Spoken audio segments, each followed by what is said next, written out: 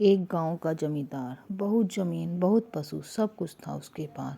कुछ पिछले जन्म के कर्म आगे आए, एक एक करके सारे पशु मर गए। नुकसान पे नुकसान, जमीन गहने सब गिरवी पड़े। जब मुसीबत आती है तो सब साथ छोड़ देते हैं। घरवाली भी बच्चों को लेकर चली गई।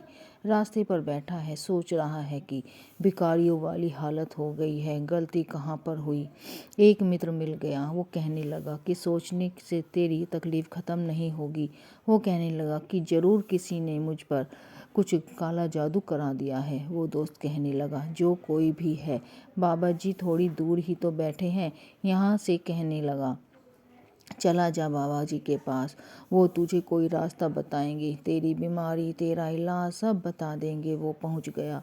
दुखी मन, परेशान मन बाबा के दर्शन किए, कीर्तन सुना। जब सब चले गए तो कीर्तन सुनकर चले गए तो ये चरणों में गिरकर जोर जोर से रोने लगा। बाबा जी, बाबा जी बोले, जमींदार उठ बैठ, बता क्या बात है।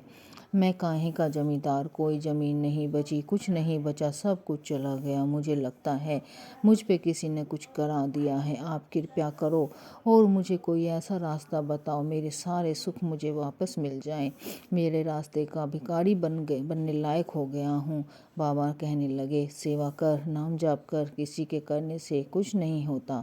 सब अपना ही किया ही काटना पड़ता है। किसी को दोष मत दे, तेरे अपने कर्मों का दोष है। जो तूने बोया था आज तुझे काटना पड़ रहा है, पर कम से कम आगे ऐसा मत बोना कि आगे और दुखी हो। जमींदार ने हाथ जोड़ लिए, हे बाबा, कोई तो रास्ता होगा कि मेरे सुख मुझे मिल जाए। कहने लगे, सेवा कर, नाम जाप कर, जैसे जैसे सेवा करता जाएगा, जाप करता जाएगा, तेरे पुण्य बढ़ते जाएंगे, वैसे ही तेरे सुख वापस आते रहेंगे। जमींदार बोला कि धीरे धीरे, ना बाबा ना, कोई शॉर्टकट बताइए कि जल्दी से काम हो जाए। जमींदार ने कहा, बाबा कहने लगे, शॉर्टकट तो सही है, परंतु कर लेगा। जमींदार ने कहा, जरूर करूँगा बाबा, बचा ही क्या है मेरे पास, आप बताइए तो सही।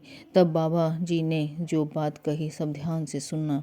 कहने लगे, या तो ढोल ले या कोई घंटा ले, 1:30-2 बजे उठ जा, स्नान करके घंटी बजाते हुए गाते हुए जाया कर। गांव में हर एक द्वार पर खड़े होकर जोर जोर से गाना शुरू कर, उठ जाग सवेरे रे, तेरे नाम जपन की वेला, उठ जाग सवेरे, तेरे नाम जपन की वेला। जमींदार कहने लगा, बाबा ये कैसी बात कर रहे हो, सुबह सुबह 2-2:30 बजे किसी के घर के आगे घंटी बजाऊं, जोर जोर से चिल्लाऊं, वो तो आकर पीटेगा, गाली देगा, बुरा भला कहेंगे। बाबा जी मुस्कुरा कर कहने लगे, हाँ हाँ, हो सकता है तुझे बुरा भला कहें, पीटे भी, पर अगर तेरे उठने से कुछ लोग भी उठकर बैठ गए ना अमृत वेले, उन्होंने ये सोचा कि बात तो सही कह रहा है, सोने का समय नहीं है, नाम जपने की वेला है। अगर कुछ लोग भी उठकर बैठ गए ना तो तेरे पुण्य इतनी जल्दी बढ़ जाएंगे, तेरे जन्मों के पाप कट जाएंगे और तेरे को जो मिलने वाले सब सुख जो जन्मों बाद मिलने वाले हैं वो कुछ दिनों में मिल जाएंगे। खुद उठाना और बात है, दूसरों को उठाना, खुद उठना और बात है, दूसरों को उठाना और बात है। जो खुद जागना बड़ी नेक बात है, दूसरों को जगाना, खुद जपते हैं दूसरों को जपाते हैं। जमींदार ने विचार किया, कुछ बचा तो है ही नहीं, कर लेते हैं। मन बनाया, उसने घंटी पकड़ ली, पहले स्नान किया, फिर घंटी पकड़कर एक एक दरवाजे के आगे जाकर गा रहा है, उठ जाग सवेरे ने, तेरे नाम जपन की वेला, उठ जाग सवेरे ने, तेरे नाम में जपन की वेला। कुछ लोगों ने ताने मारे, कुछ लोगों ने तो पीट ही दिया, कुछ ने बुरा भला कहा, धक्के तक दिए, कुछ ने पीटा भी, पागल है, सुबह सुबह 2-2:30 बजे आ गया है, घर के सामने आकर चिल्ला रहा है।